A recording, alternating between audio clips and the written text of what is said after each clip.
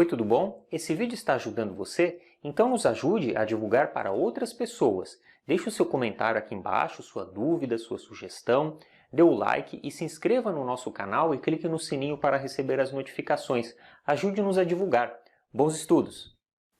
Olá, bem-vindo, bem-vinda. Seguimos então entendendo um pouco mais a diferença entre o regime financeiro, também chamado regime de caixa, e o regime de competência, também chamado regime econômico. Para a apuração do resultado, para compreender se a empresa oferece lucro ou prejuízo, eu utilizo a lógica do regime de competência. Então, um detalhe importante, o demonstrativo de resultados do exercício pressupõe a utilização do regime de competência. Mas o que é isso, então? Vamos procurar entender o que nós temos de receitas e despesas em uma empresa e qual que é a diferença entre esse regime de caixa e o regime de competência. No regime de competência ou econômico, o que é gerado no exercício já é considerado, mesmo que não tenha sido recebido. Por exemplo, se eu realizo vendas a prazo, eu devo considerar elas como resultado do exercício onde eu emiti aquela nota fiscal. Do ponto de vista de despesas, eu tenho que considerar o que envolve todo o sacrifício incorrido para obter aquelas vendas. Então, isso pode representar saídas de dinheiro no ato, no futuro ou nunca haverá desembolso. Então, o conceito de regime econômico, de certa forma, é bastante amplo. Vejam que eu tenho itens que não são necessariamente saídas ou desembolsos, não vai sair dinheiro do meu caixa, mas eu devo considerá-los. Um exemplo clássico dessa situação é a depreciação. Vamos supor que eu tenho um computador que eu estou utilizando para gravar essas aulas. E se eu tivesse uma empresa onde eu estou utilizando esse computador para gravação de aulas, eu devo supor que eu estou gastando esse computador no momento em que eu gravo essas aulas.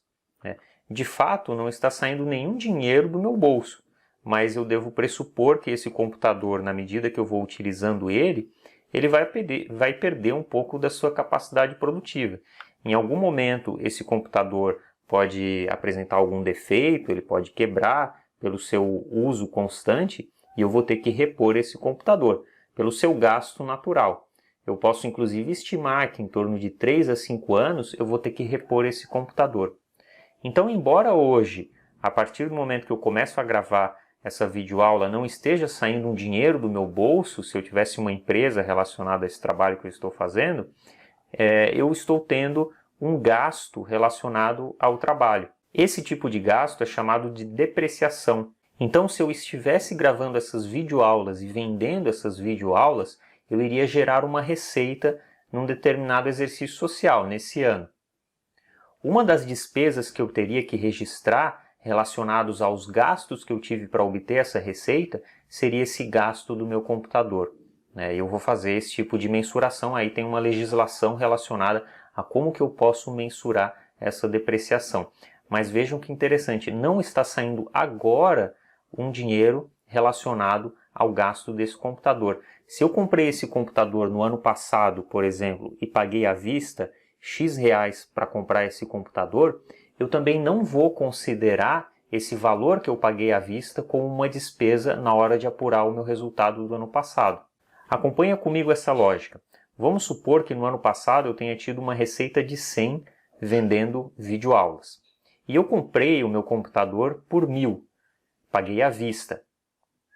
Se eu considerasse na apuração do meu resultado do ano passado todo o valor que eu gastei na compra desse computador, ou seja, esses 1.000, eu teria um resultado bastante negativo, supondo somente esses dois itens. Eu tive uma receita de 100 e eu gastei 1.000 na compra do meu computador.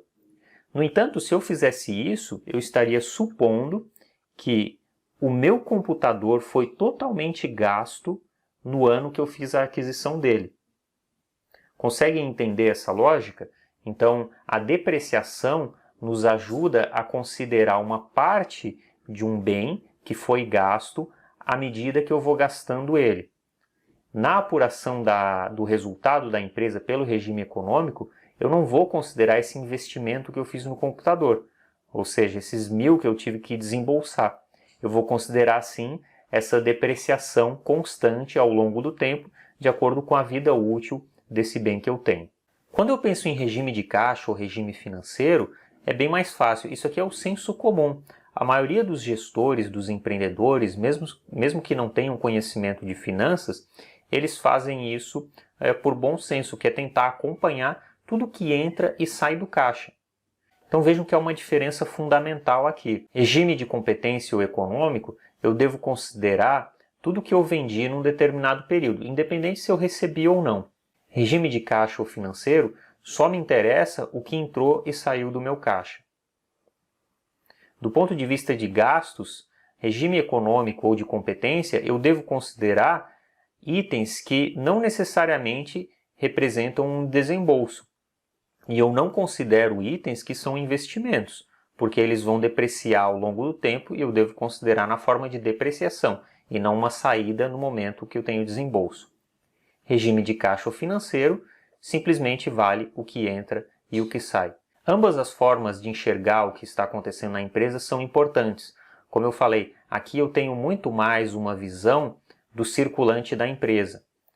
Mas na hora que eu vou apurar o resultado da empresa, eu quero entender se a minha empresa é sustentável ao longo do tempo, eu vou utilizar a DRE, Demonstrativo de Resultados do Exercício, que pressupõe a utilização do regime de competência ou econômico.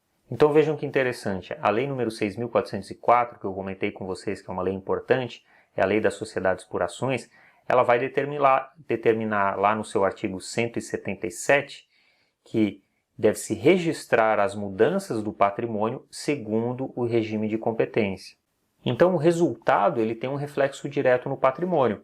Embora eu faça a apuração em um demonstrativo financeiro à parte, toda operação com receita e despesa tem um reflexo no patrimônio da empresa. Ele vai aumentar ou diminuir o ativo, o passivo e o patrimônio líquido. O objetivo de apurar o resultado em um relatório separado é simplesmente apresentar um resumo ordenado de toda a receita e despesa e, com isso, propiciar uma avaliação mais objetiva das contas de resultado.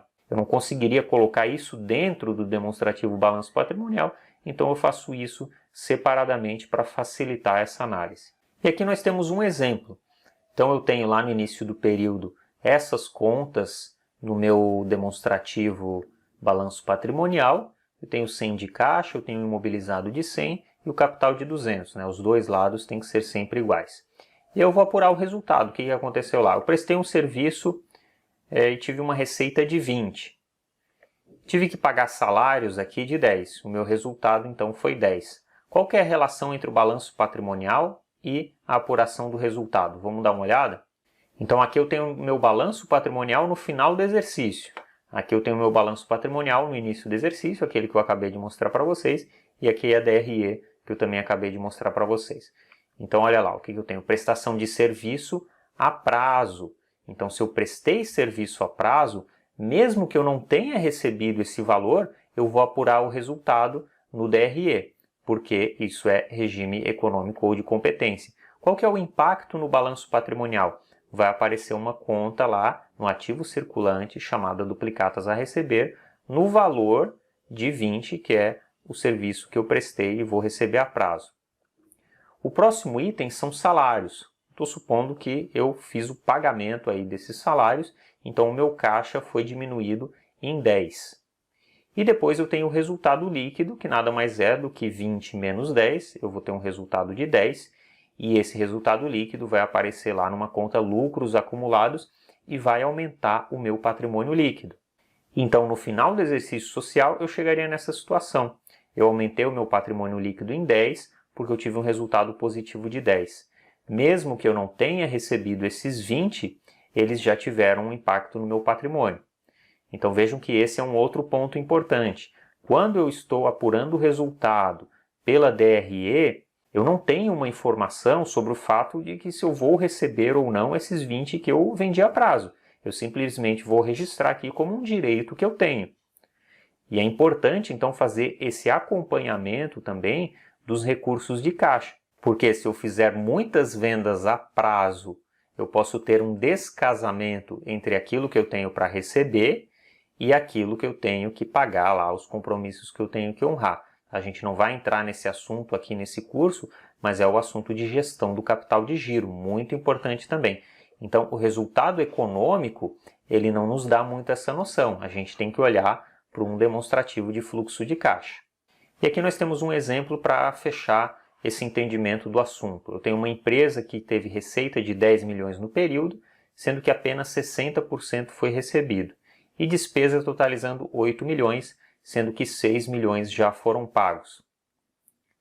Pausa o vídeo e tenta responder qual que seria o resultado pelo regime de competência e pelo regime de caixa ou financeiro. Vamos lá então, pelo regime de competência, eu teria uma receita de 10, porque mesmo que eu tenha feito essa venda a prazo, recebido somente 60%, isso não interessa. O que interessa é o período, o momento onde eu fiz essa venda, onde eu vou auferir essa receita. E eu tive despesas totalizando 8 milhões para fazer essas vendas aqui de 10 milhões. De novo, somente 6 milhões já foram pagos. O que eu vou registrar aqui de despesa?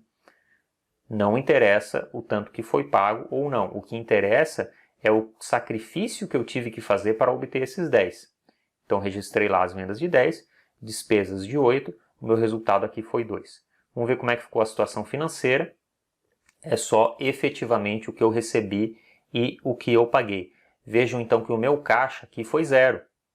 Agora vamos fazer a suposição de um outro cenário aqui. Suponha que eu tenha recebido menos ainda. Eu tenha recebido só 4 milhões dos 10 que eu vendi. Qual que seria a situação aqui? Eu teria um caixa negativo.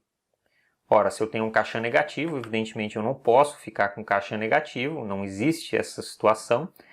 Um caixa negativo significa que eu vou ter que obter recursos de algum lugar para honrar os meus compromissos financeiros. Então, os dois tipos de apuração de resultado são importantes, tanto pelo regime de caixa quanto pelo regime de competência. Mas na DRE, demonstrativo de resultados do exercício, onde eu vou tentar entender se a minha empresa está tendo lucro ou prejuízo, eu vou utilizar o regime de competência. Ficamos por aqui nessa aula, espero que você tenha começado a entender essas diferenças entre regime de competência e de caixa. Eu sei que não é algo tão intuitivo quando a gente fala do regime de competência, mas na próxima aula nós vamos nos aprofundar um pouco mais no assunto do regime de competência. Bons estudos e até a próxima aula. Tchau!